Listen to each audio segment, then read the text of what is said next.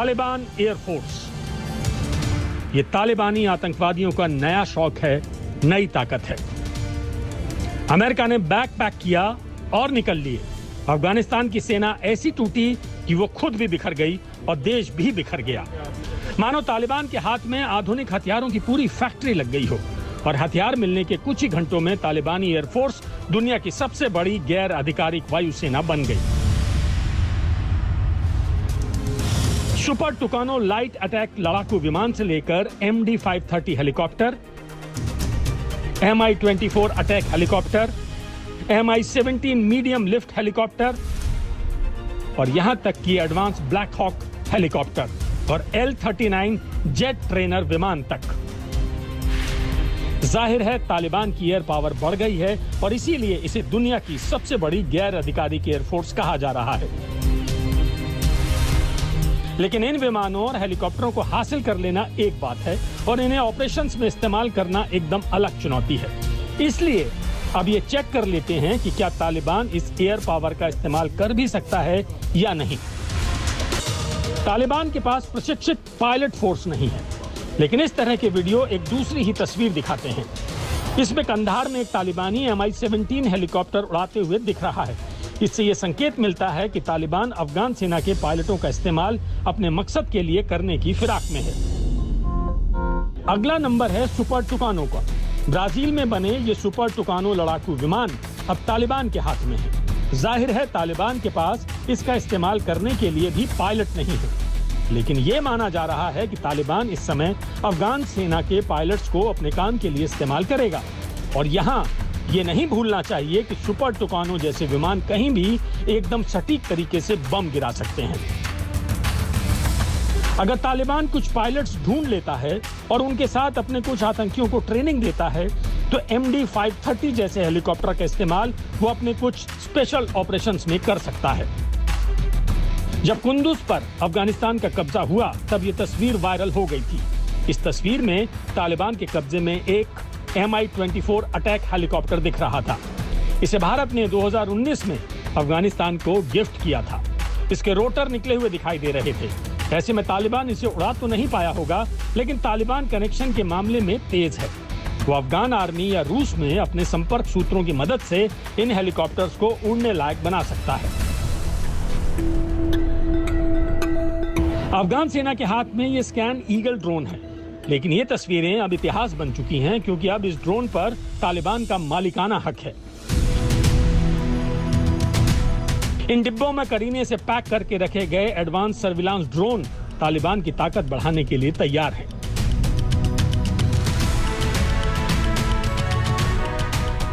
Kunduz से आई ये तस्वीरें कुछ दिन पुरानी हैं। ये इस बात का सबूत है कि तालिबानी आतंकवादियों को ड्रोन वाली मारक शक्ति भी मिल चुकी है। तालिबान ने इन ड्रोन्स को अज्ञात जगह पर भेज दिया है। वहां तालिबान ये सीखने और जानने की पूरी कोशिश करेगा कि इन ड्रोन का इस्तेमाल कैसे किया जाता है। यहां आपको इन ड्रोन्स की कुछ खासियतें बता देते हैं। यह अमेरिका का स्कैन ईगल ड्रोन है। इसे पल पल दुश्मन पर नजर रखने के लिए इस्तेमाल किया जाता है। ये एक बार में लंबे समय तक काम करता है, कई बार 24 घंटे से भी ज्यादा समय तक काम कर लेता है। दिन हो या रात इसके काम पर कोई असर नहीं पड़ता। इसमें थर्मल कैमरा भी है और इंफ्रारेड वीडियो बनाने की सुविधा भी है।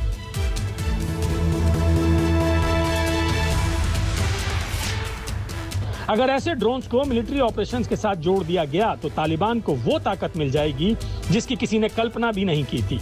जिन इलाकों में तालिबान के खिलाफ विरोध होगा वहां तालिबान एक एक गतिविधि पर नजर रख सकता है, बॉर्डर पर नजर रख सकता है और जरूरत पड़ने पर तेजी से कार्रवाई कर सकता है।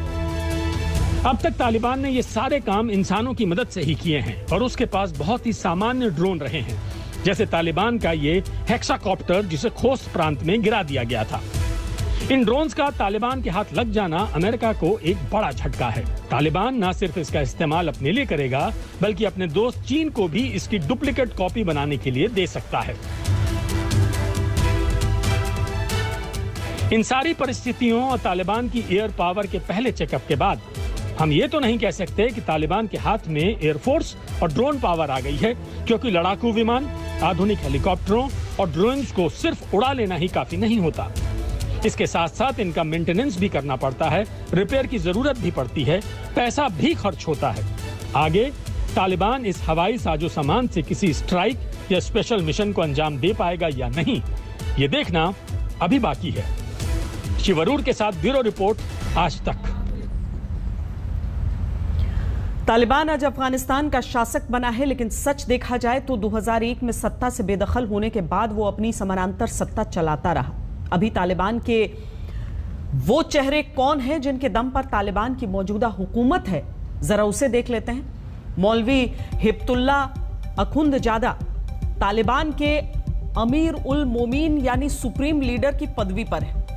वो 2016 से तालिबान का प्रमुख है। उसके बाद तालिबान के जो 5 सबसे अहम किरदार हैं उनमें है मुल्ला अब्दुल गनी बरादर। वो तालिबान का सबसे बड़ा राजनीतिक चेहरा है। 2013 में तालिबान के दोहा दफ्तर को खोलने में उसकी भूमिका थी। मुल्ला मोहम्मद याकूब तालिबान का संस्थापक मुल्ला उमर का बेटा है और तालिबान में उसकी स्थिति उप प्रमुख की है। वो तालिबान का सर्वोच्च मिलिट्री कमांडर है।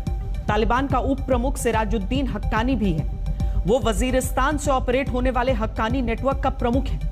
तालिबान के अहम चेहरों में शेर मोहम्मद अब्बास शामिल है। वो तालिबान के दोहा दफ्तर का प्रमुख है। इसके अलावा मुल्ला अब्दुल हकीम इश्कजाई तालिबान के पावर सेंटर में है। वो दोहा वार्ता में तालिबान का वार्तागार था। इन सब नामों के अलावा जिस एक और शख्स को तालिबान में बहुत अहम ओहदा है, उसका नाम है मुल्ला इब्राहिम सदर। ये मिलिट्री कमीशन का उप प्रमुख है, यानी मुल्ला याकूब का डेप्यूटी।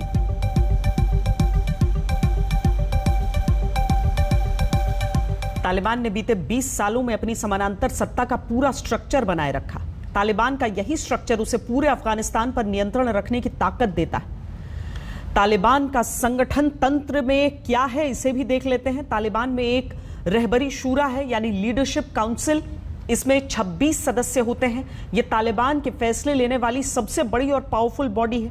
तालिबान ने किसी सरकार के तंत्र की तरह अपने संगठन की शक्तियों को बांट रखा है। तालिबान में 16 कमीशन है, जिसको अगर हम तालिबान की कैबिनेट कहें तो गलत नहीं होगा। इसमें सैन्य, राजनीतिक, आर्थिक समेत 16 अलग अलग विभाग हैं। इसके अलावा अफगानिस्तान के हर प्रांत के लिए तालिबान का एक गवर्नर और कमांडर नियुक्त है। इन दोनों पदों पर तालिबान का मिलिट्री कमीशन यानी सैन्य विभाग नियुक्ति करता है।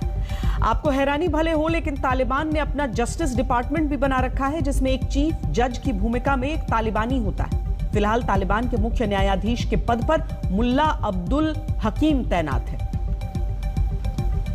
The previous government was so incompetent, and as a result of their actions, their security forces could not do anything to ensure security, and we had to do something. We had to take the responsibility. So that was the reason. We don't want any internal enemies and any external enemies. Undoubtedly, we are at a very historical stage. Our countrymen and women who are